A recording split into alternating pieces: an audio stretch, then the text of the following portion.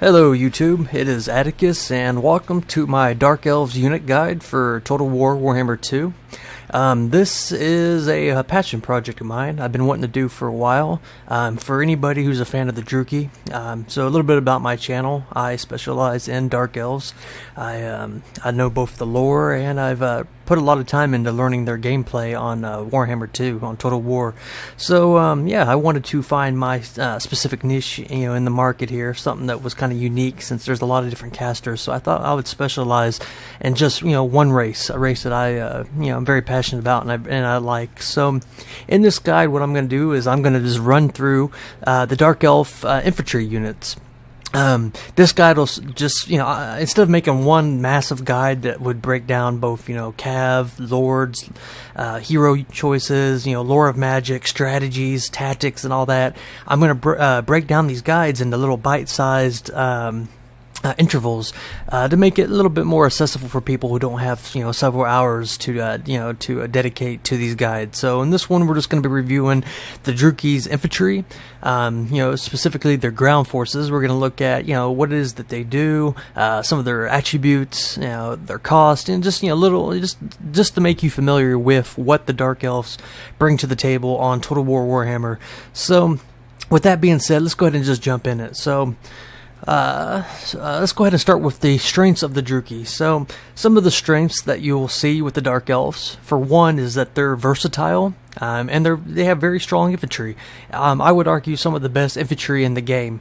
And it's not just, when I say strong, it doesn't just mean that they're strong in the sense of they have the highest killing potential, but strong in the sense of they're well balanced.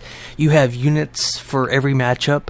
You have units that excel. Maybe you need to bring numbers against a greenskin, or maybe you need to bring something strong versus chaos. You have a little bit of everything. Generally, Dark Elf units are going to have decent leadership. They're going to have really good combat stats, and they have a lot of cool little niche. Each unit will have a lot of cool little niche attributes to it. For example, some units will have martial prowess and mastery, which we'll get into here, later on. Another strength of the DRUCHIL is they have a very strong variety of armor-piercing ranged units and melee. They have one of the best melee units, armor-piercing units in the game as far as I'm concerned, which is the HARGANETH Executioners, which we'll get into later as well. Also, another strength of the DRUCHIL is harpies. If anybody's watched my channel, they know that I absolutely love harpies, and I stressed that they are some of the best units in the game for dealing with ranged units, for like dwarves, empire, things like that. Harpies are just amazing. They don't suffer from large, since they're a small unit size. And later in my guides, we'll get to harpies, and I'll go into more specifics of why they're so good, and actually kind of show why they are. But they're really good at backline pressure, shutting down artillery, shutting down range, screening out for your lord. They just work really good synergy with Dark Riders, and there's a whole list of reasons why harpies are really good. And like I said, we'll get into that later. I just wanted to give a brief summary of some of the strengths. So moving on, they have a great selection of magic, specifically lore of dark magic, which I think is one of the strongest lores. Specifically for a spell called Word of Pain, which we'll get, like I said, we'll get into later. But yeah, they have lore of fire, lore of death, lore of beasts, shadows, dark magic. Just a very good, solid selection of magic, which will give you a lot of tactical versatility in Total War Warhammer. Another strength of the DRUCHIL is Sisters of Slaughter, and yeah, Sisters of Slaughter I'm going to go into more here in this guide, but yeah, they're just simply amazing, and anybody who's played against them or with them could probably validate that claim. Next, another strength of the DRUCHIL, and something that I think makes them a strong army, is their lord selection. I know you guys might be thinking, oh, surely you're just biased, Justin, but or Atticus, excuse me. I guess you guys know my real name now. But it's yeah, they have some of the best lords in the game. They have some of the great spellcasters like Marathi. You have lords that have who combine both strong magic and combat potential like Malekith. They have great melee, just armor piercing, good, just get into the thick of battle units like HELLEBRONAI. And they have good, like their cheap lords, their generic ones are actually really useful, really good, unlike some other armies, like for example the Empire, whoever brings General of the Empire. But the Dreadlord with repeater crossbow is actually really good, and I've won countless battles with the Dreadlord with sword and crossbow because it has AP, it's ranged, he's cheap, which allows you to bring your army.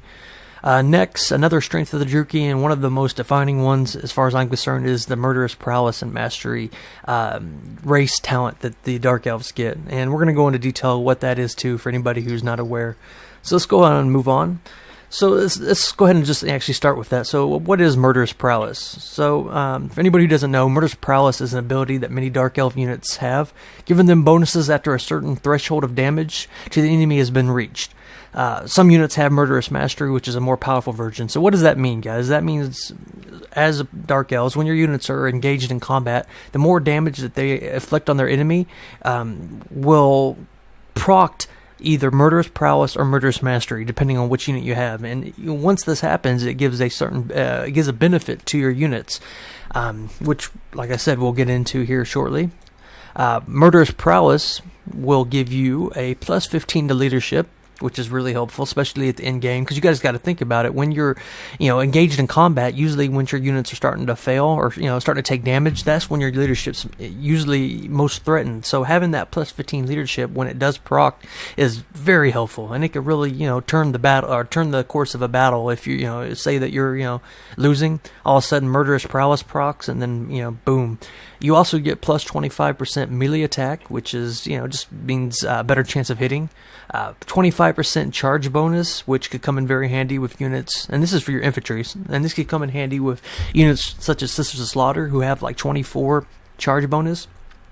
You also get plus 20% armor-piercing missile damage, and this is really helpful for your repeater crossbows, your dark shards, your shades, things like that. So it's kind of a talent, I feel, or a attribute of the Murderous Prowess that people kind of overlook. But yeah, you do get more armor-piercing damage. And last but not least, you get 18%, vigor. And vigor is a very important element of the game. It allows your units to be able to not tire out, so it allows them to fight more effectively. So longer your units fight, faster they tire, and when they do tire, they lose some of their combat potential. Moving on to Murderous Mastery, which is a little bit better, you see that you get a 25% charge bonus, 15% leadership, you get 25% melee attack, 18% vigor, but this is the really cool part of it, which really makes a big difference. You get units can cause fear. So units with Murderous Mastery will be things like, say, Witch Elves, HARGANETH Executioners, and, once the damage, you're causing that damage, which is already going to be lowering the leadership of your opponent. Once you're able to cause fear, it just makes it that much easier to break your opponent. So Murderous Mastery is very important, very powerful, and like I said, it could really change the pace of a game. So now we're going to go ahead and just start looking at some of the Dark Elf units. We're going to, just kind of break them down, talk about them, let's talk about some of their strengths, and just so you guys get familiar with what the Druchi bring to the battle. So starting out, we have the ever impressed. We'll just stick with the first way. BLEAK swords. These guys are a cheap, dependable unit that, in my opinion, works in combination with other more powerful units. They cost 450 gold. They have a silver shield with a 55% missile resist. So yeah, this right here makes these units very good in, like, say, matches like Wood Elves, Skaven. Those silver shields are just really, really good. These guys are really good at being fodder too. I mean, I hate to say that again, for my Druchi, but I'll often use these guys in the front to take like blasting charges or to soak Waywatcher, fire, to take gutter runners. They just excel at things like that. But surprisingly, they have really good combat stats. As you can see right here, they have 34 melee attack, 30 defense, and a weapon strength of 21 with armor piercing of 7. These guys also have pretty good leadership, and they do have, let's see here, I was seeing that they have murderous prowess. So those benefits that I was speaking about earlier, the leadership, the weapon strength, etc., these guys get. So for 450 units, for 450 gold, you're getting that murderous prowess. You're getting 55% missile resist, and all the stats that I just said before. And as you guys can see here, or as you can see right here, like I said, they're best, used alongside Sisters, Executioners. They make for a strong addition to Dark Elf front lines. Very rarely do you bring them as your only front line. There is certain matchups where that you can do that. If you're like maybe going, for example, Hydras or really strong, cav focused. But generally, how I will use these guys is I'll maybe bring 1 to 2 units, maybe like a Harganeth in the middle, and then maybe these 2 guys beside them, and then some spears on each flank. Another interesting thing about the Bleak Swords is in the High Elf matchup, these guys have better combat stats than the High Elf Spearmen. So Spearmen don't have a cheap, infantry unit besides the Spearmen, whereas the Dark Elf have both DREADSPEARS and Bleak Swords. So if you go, a Bleak Sword front line to go against the Spearmen, you will win, especially with your murderous, prowess. So keep in mind, High Elves do have that martial prowess, which gives them a bonus to their stats as long as they're 50% higher on their health. So if you're able to do any early damage with, say, bolt throwers or some of your ranged components, it'll just make these guys even that more effective. Moving on, we're going to go to the DREADSPEARS. And the DREADSPEARS are the bread and butter of any DRUCHIL army. These guys cost 450 alongside with the Bleak Swords. They're very dependable. When I mean dependable, I mean they have high leadership. These guys will fight for 450. You're getting a pretty very strong unit that will fight to the end. They do have murderous prowess like the Bleak Swords. They have anti-large, which gives them a charge defense against large. So what that means is you want to brace these guys and say like an oncoming cavalry charge of Bretonnia. As long as these guys are not moving and they're facing the direction in which the charge will come, these guys won't take any damage from it. They also have silver shields, same as the Bleak Swords. It gives them a 55% missile resist. And you can see their stats, guys. They have a little less melee attack of the Bleak Swords, but they have more melee defense. They also have a weapon strength of 19, 6 of that being armor piercing, and a bonus versus large of 14. So these guys serve 2 different roles. Obviously they're your anti-large, cheap anti-large option, but also these guys are really good if you need a cheap front line that will hold in place. These guys will last longer than Bleak Swords. They won't do as much damage, but they'll last longer, which will in turn buy you more time for your, say, dark shards in the back or shades. A common strategy I will use DREADSPEARS for is to hold an enemy in place while my shades are hitting me in the back, or while my harpies are coming in from like Vanguard to get the rear charge penalty. So they're really good at that, and you could field a lot of these guys since they're so cheap. Generally, you could take 4 of these alongside a HELLEBRONAI if you want to go with that kind of front line, and then behind that you'd have like 2 Witch Elves. But we'll get more into tactics and builds later on in a different guide. But yeah, just want you to be familiar with what this unit is and what it could do. And keep in mind, these units do have murderous prowess as well. Next, we have a unit that I feel has a lot of misconceptions about it, which is the Black CORSAIRS. A lot of people seem to be confused on what role these guys have in the Dark Elf army. I would argue that the Black CORSAIRS are a support unit. They are not a frontline unit. They cost 600, and they are decently mobile. They have a little bit more speed than the Bleak Swords and DREADSPEARS. They also have a really good armor of 80. So these guys are, they're going to last a little bit longer than you would think against, say, like range units and stuff, since they don't have a shield chance. They do have murderous prowess, same as the other 2 infantry units I mentioned. But what makes these guys kind of unique is they have anti-infantry. So they're your cheap anti-infantry specialists.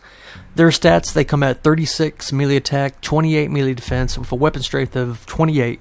7 of that being armor piercing. So that's another thing I just want to speak on real quick too, is even just because a unit doesn't say armor piercing doesn't mean it's not capable of doing armor piercing. So a lot of times people will be afraid to bring units like this against dwarves because they're like, well, I'm not going to be able to, get through their armor. Well, every unit has a small percentage of armor piercing, and 7, it's not bad. So against like units like CORSAIRS, even like just basic dwarf warriors, these guys will do pretty good. Yeah, I mean, don't be afraid to utilize these guys. But later on, I'm going to show you kind of the proper way of using Black Corsairs. And like I said, these guys are not intended, at least in my interpretation of them, to be frontline combatants. They're same as like Witch Elves. They're in support of your front line. So they also have a anti-infantry bonus of 7. And these guys, like I said, could be in support of your front line. They can also do like flanking maneuvers if you put them on each side of your army and to try to get around into like the enemy's archer units and stuff like that.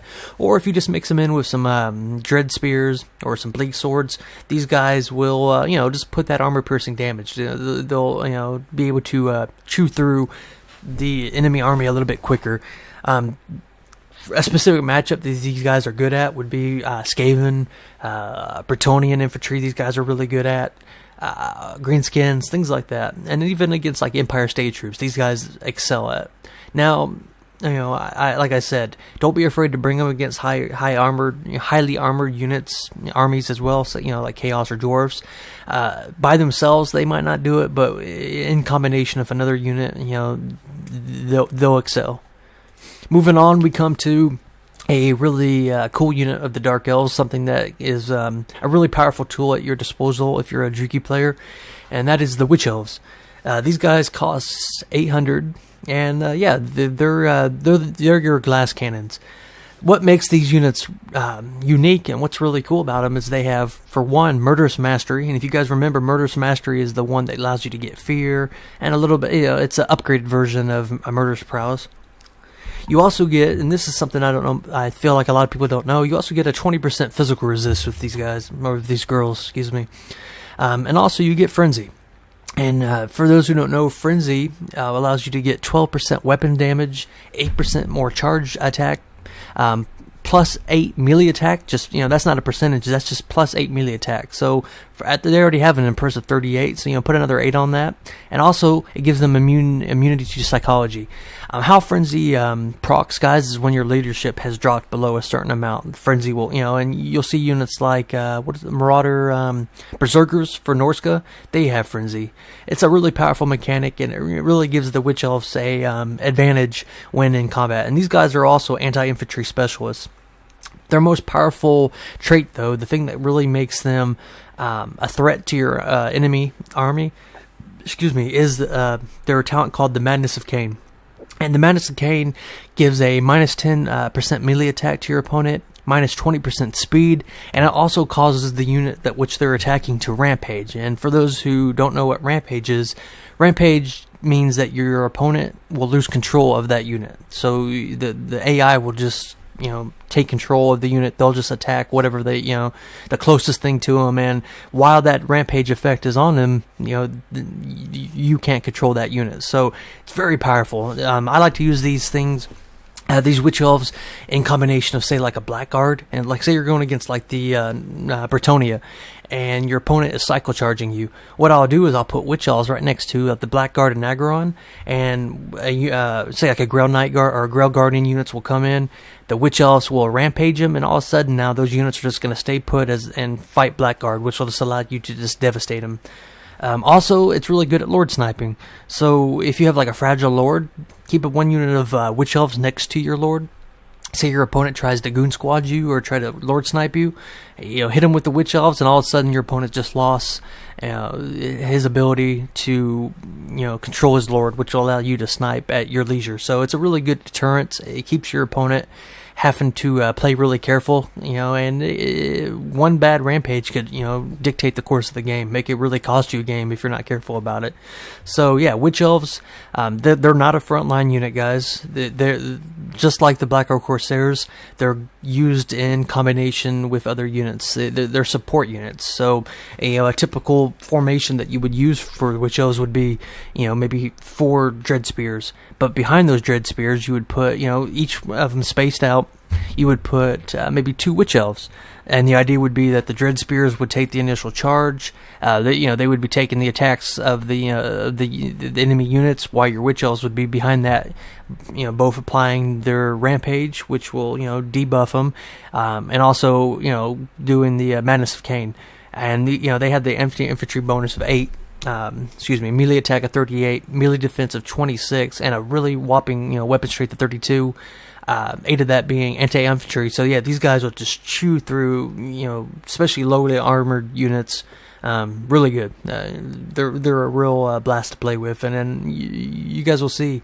As long as you keep them alive and play with them smart, like they'll be one of your strongest units. And a real ace in the hole for your strategy on the field. Next, we move to my favorite and the unit that I think is one of the best infantry units in the game for everything that you get. We have the Sisters of Slaughter. These guys cost 1,100, and like I said, I think they're the best Dark Elf infantry unit, and an argument for one of the best infantry units this period in the game. These girls are extremely mobile. They have a speed like in the high 40s. They have poison attacks, which we'll get into later what the poison attacks actually do for you. They have high melee defense, some of the best melee defense from any unit in the game, which makes them extremely hard to kill. These girls, especially, there's a really good synergy with Morathi, who gives a minus 18 melee attack and a radius around her, which will just make it that much harder for units to actually kill these girls. So let's think of an example like Chosen, who have like a melee attack of like 40 something, right? You send Morathi in, who will pretty much just cut their melee attack into half. So now you have a unit with 20 something melee attack trying to kill a 56 melee defense Sisters of Slaughter. So they're just great, guys. Like they last forever. They have Murderous Mastery, which, if you guys remember, that gives them fear, it gives them the more melee attack, the charge bonus, the leadership. They also, on top of that, have a physical resist. On top of that, the high melee defense. They have a bronze shield, and this is something I feel like a lot of people forget. They do have a missile resist chance. Unfortunately, CA did nerf that missile resist chance from 35 to 20 in one of the recent patches, but still, 20% is better than nothing. And these guys excel at being backline pressure, getting into your enemy's archer units and artillery pieces, or just getting rear charges on your opponent. Looking at some of their stats now, you can see that they have a melee attack of 37, which is really, really good. It means they're going to be hitting a lot, but this is what I'm talking about, guys. 59 melee defense, on top of a physical resist of 20, and the poison debuffs. Yeah, I mean, they're great. They're amazing. And you could bring these girls against dwarfs, chaos. I mean, I've seen them trade with hammerers. I've seen them trade with chosen. They're good. I mean, what can I say? One of the best units. And once I start showing you guys some army strategies, some like builds to bring, you're gonna see how I incorporate these girls into my army.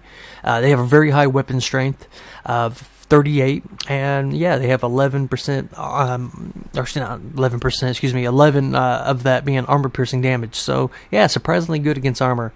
So let's go ahead and just talk about what poison actually does for you. So when and this is true of every army. So the poison, if any, be it a Hydra, be it a Skaven unit, be it a Dark Elf unit, the poison's always going to be the same. And what that does for you guys is gives you minus 20% AP missile damage to your opponent. It gives minus 24% speed, which will allow you to chase them if they're routing, to keep from getting cycle charges, etc., etc. Minus 20% weapon damage, which is just going to help, once again, just help your units just stay alive even longer. Minus 20% AP damage, and minus 20% missile damage. So poison's really strong, guys. It's it's a strong attribute to have, and it's something that I feel like this is another reason the Sisters of Slaughter are one of the best units in the game. Next, we go to the elite of the elite, guys. We go to the Harganeth Executioners. And these guys don't really need an introduction. I mean, just look at them. Look how cool they look. you can't really beat that. If if I was going to be dressed in a fantasy setting, some armor like that would be pretty badass. So yeah, these guys cost 1,200 gold. They have a high armor of 100, and yeah, they are your elite infantry killer. So these guys are, they're to deal with dwarves, longbeards, chosen, sword masters, things like that. They'll absolutely just shred through great swords. And yeah, surprisingly, these guys will actually deal with Kolic pretty good. They could deal with with large monstrous units as well, since they just have such a high damage output. These guys as well have the murderous mastery. I always want to stress that, the difference between the prowess and the mastery. And yeah, these guys are a strong frontline unit with AP shredding attacks, very high leadership, and a bonus versus infantry, which that is often, I feel like it's often kind of overlooked since they have the high AP. They also do have that bonus versus infantry. So looking at their stats, you can see that they have 38 melee attack, 34 melee defense, weapon strength of 42 on an infantry unit. That's so good. 29 of that being armor piercing, and 14 of to their bonus versus infantry. So minus going a Death Star build, which was one of my recent replays, I was kind of showing how to do the DRUCHIL Death Star build. Typically, you're going to take 1 to 2 units of these guys, and they could, be a center pin to your front line. You don't need to go 4. You don't need to go 5. You know what I mean? Like 1 or 2 of these guys, maybe with the HELLEBRONAI in the middle, and maybe like sometimes I'll take 1 HARGANETH with 2 Sisters of Slaughter on each side, and then a couple spears on on the flanks. Like that is a very strong front line, which will allow you to field your backline pressure, your harpies, your repeater crossbows, your dark riders and things like that. If you try to go 4 units of these guys, you're going to find you're not going you're going to have the high elves curse of having too strong but too little of an army. You're just going to get surrounded or just worn down. So yeah, 1 or 2 units of these guys will, unless you're trying to go for a specific Death Star build, or there's always going to be exceptions, but generally 1 or 2 of these guys mixed in your front line will do the trick. They'll fight to the bloody end. Very high leadership.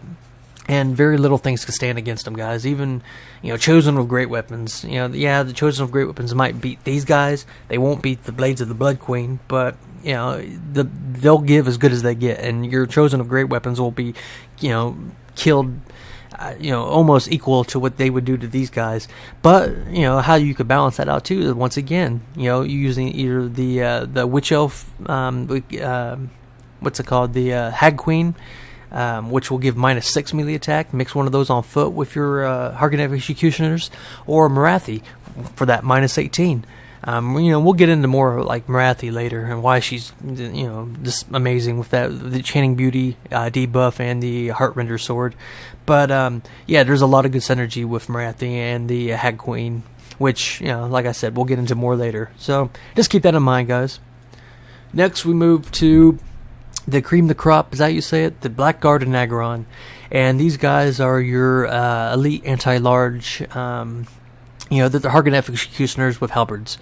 They cost 1,300 gold. Just like the Harganeths, they have high armor, high leadership. And these guys, surprisingly, do not have murderous mastery. They have murderous prowess. So it's not as good. They don't, they don't give fear, unfortunately. But they still, get the weapon strength and the leadership. And you use these guys, it's pretty self-explanatory. They're strong anti-large specialists. They have extremely high AP, strong bonus versus large, and these guys have charged defense against large. So it's not charged defense against all, it's charged defense against large. So just like with the DREADSPEARS, you want to brace these guys facing the direction of the charge is incoming, and these guys won't take damage. They have really good stats: melee attack of 36, melee defense of 48, which is really good, which means that these guys can actually be really good at holding a front line too.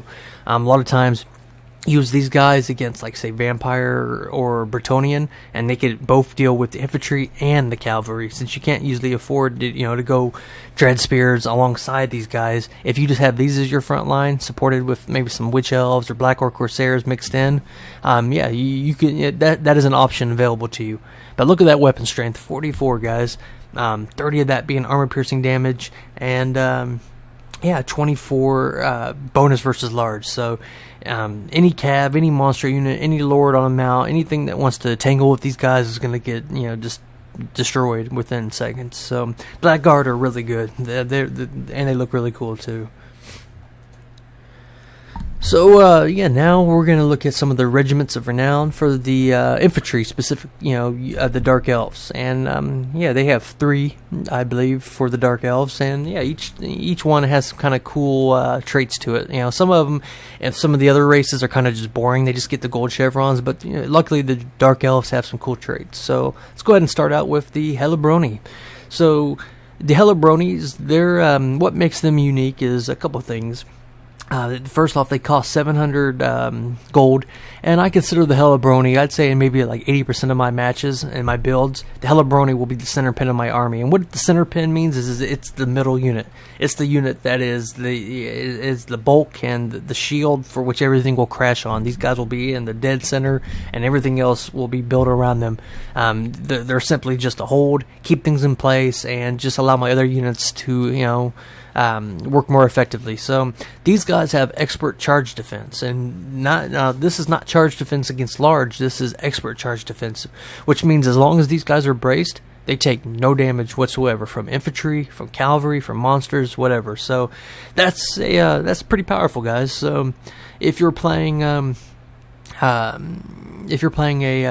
maybe a defensive style, that could come in handy. Or if you're just trying to protect a unit, maybe you have them in the back protecting a bolt thrower, or a unit of shades. Or if it's just going to be crashing into the front line, their next trait is what really makes them worth the 700, and that's for the poison attacks. So I like to put them in like I said, the center pin to get the poison attacks, because then it's poisoning your enemies in the front. The main army lines are crashing, and those poison attacks are just debuffing the enemy's front line, which will mean that mine will just trade that much more effectively. And as with all regiments of renown units, what it is essentially you're getting gold chevrons. So if you were to take a DREADSPEAR and just fully chevron up to gold, you're getting those stats. You're getting the higher melee attack, the higher melee defense, the higher leadership. And that's it's really powerful, guys. So a lot of pretty much every regiment of renown unit from every race is going to have the gold chevron. So just keep that in mind. So next we move to the Sisters of Singing Doom, and what makes these girls really powerful, everyone, is the terror. So the sisters cost 1050 gold, and I'm gonna say gimmick, but their trait is their terror causing. So same as like a Hell Pit Abomination, or a dragon, or a vampire on top of a Terrorgeist. They cause the exact same thing, terror, which is super impactful on a front line, especially against low leadership armies such as Skaven, Greenskins, Bretonnia. And these guys, these girls also have the gold chevrons. But in my experience, what makes them really fun to play with and a really good synergy to use with them is Doom and Darkness, to do what's called a terror bomb. And what that is you'll put these guys in your frontline engagement, maybe like behind some spears or something, so they don't take the initial charge, and then you'll overcast Doom and Darkness with like Marathi or I think maybe even Malekith has access to that. And what that does is it gives you an area effect like minus 16 leadership. Or you could put these guys next to a Charybdis, which will give the Abyssal Howl, which gives like a minus 12, I believe, leadership, and an aura around them. And once these guys are attacking, all of a sudden you'll watch front lines just crumble. I mean, just watch some of my replays, guys, where I brought these girls, and you'll see, like especially with Bretonnia and Skaven and Greenskins, within 20 seconds of the front lines collapsing, boom, already they're routing because of the Sisters of Singing Doom. And it's only costing you 1050, guys, and that's just great value as far as I'm concerned. And they're just really powerful, because you're also getting the Rampage, just like the normal Witch Elves, and you're getting the Frenzy as well. And last but not least, guys, we have the Blades of the Blood Queen. And these guys are the heavy metal rock stars, most powerful infantry unit in the game, period. Just like mono, no spells, no debuffs. There is no other infantry unit that could beat these guys one-on-one.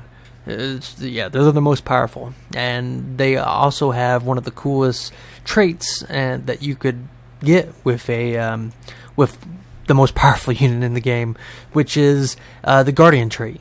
And the Guardian trait, for those who don't know, is plus 18% physical resist for a Lord or a hero. And that is really powerful, guys. That has a really good synergy with your Lord. So if you do, certain Lords are going to benefit from that more than other ones. For example, like HELLEBRONAI on her altar, or maybe Malekith on foot, or, you know, things like that. I mean, flying Lords not so much, because they'll be off doing their own thing. But any, like, ground-based Lord, put them next to the Blades of the Blood Queen, and all of a sudden, they're getting 18% ward save. And what that is, guys, what that means is they're taking 18% less damage from attacks. Magical attacks will bypass that, I do believe, but yeah, just normal things though, and that's just going to make them last a lot longer. So if you put a Death Hag, you know, mixed in with your army, if you do Hellebron, you know, so you're already going to have the superior killing, you know, potential of these guys. But like I said, that physical resist. And another really cool trait of these guys, and I feel like a lot of people don't know, is you're also getting frenzy. And if you guys remember what I said about frenzy, you know, that's when your leadership drops below a certain point.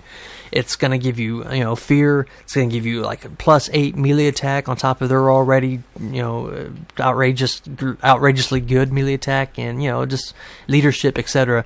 So yeah, the Blades of the Blood Queen, you know, almost a must in a lot of different matchups. You know, maybe not so much like with Wood Elves and things like that. But yeah, if you guys need something strong, if you need some strong AP, if you need a unit that will fight to literally, if you have like 1 or 2 units left, you know, like they will still be fighting, these are the guys to bring. You're paying $1,500, but it's worth every single, you know, bit of that gold, guys. And yeah, just keep in mind, if you do bring these guys, you know, keep your Lord next to them so that you're utilizing, you know, the full, you know, potential of these guys, so you're not just wasting that 18% physical resist. You know, the High Elves have an equivalent of that with the Pure Main Company. That's their equivalent of these guys. But yeah, these guys are even better than the Pure Main. You know, they'll stomp them one-on-one. And yeah, that frenzy too. Like I said, having frenzy on Harganeth Executioners is just it's bloody good. So yeah, guys, that is the Infantry, Dark Elf Infantry, specifically just the Infantry for the Dark Elves. And, you know, a lot of that might have been information you already known, but a lot of that, you know, I'm hoping that you might have taught you guys a few things that you didn't know, specifically some of the attributes each race has, or each unit has. The Dark Elves, like I said, are just a very versatile, strong army.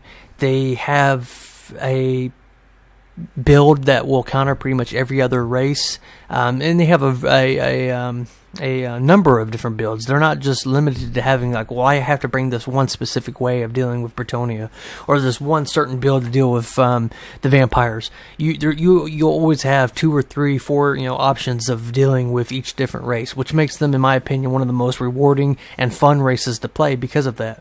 They're not as you're not going to be outnumbered as bad as, say, like the High Elves. They have some of the strongest ranged because of their armor-piercing potential. And they're just a blast to play, guys. So what's going to happen next is, as you guys can see here, I'm going to be doing, you know, like I said, I'm going to be breaking this guide down into several different sections, you know, bite-sized sections, instead of making like a 3-hour guide, like I said. The next one we'll be doing will be the Cav guide, and then that one we'll be looking at the different units between Coldwind Knights, or Dark Riders repeater crossbows, and the regiments renowned for those as well. Also, I'll be doing the monster guide, going in the monstrous units and harpies and things like that. Then a Lord and Hero guide, which will look at each different Lord. I'll discuss different matchups for them. I'll discuss how they're best used. Talk about maybe specific gimmicks they might have, or traits and things like that. I also want to have a discussion on the different lores of magic for the Dark Elves, and specifically the lore of Dark, and why it's it should be considered when you're building your army, taking the lore of Dark. Even if you don't just bring Malekith from Wrath, you're the 2 lords that have that. If you bring just a Supreme Sorceress or just a Sorceress with it, Word of Pain is really good. Not to mention Chill Wind and Soul Stealer. And then, towards the end, towards the end of these guides, I want to do an actual army building guide where I'm going to be actually showing, with the knowledge you'll have of each unit now, between infantry, cav, monsters, lords, I'm going to help you understand the principles of how to actually build a proper dark elf guide, race specific. So say you're building a green or fighting against a greenskin. I want to teach you some of the teach you a mindset in which to have, certain things you need to consider when going against certain races. And then, last, Dark Elf Tactics and Keys to Success Guide, and that might be just blended in with the Army Building Guide. But yeah, the hope is that you guys will have a fundamental understanding of the Dark Elves. What each unit does, what they're capable of doing, what they're strong at, to understand each of the different matchups. And alongside watching my replays, seeing how you can actually put that knowledge to use, I feel like this will make you a better Dark Elf player. It's kind of how I learned. I really studied the mechanics of the Dark Elves, the strategies, and it's just been really rewarding. So I hope that helps, guys. I hope you enjoyed that. If there's any questions you have, if there's any suggestions or that you might have of how I do these guides, or if there's anything that I left out, or that anything you want me to add into the next guide that I do tomorrow, let me know. Put it down in the comment section.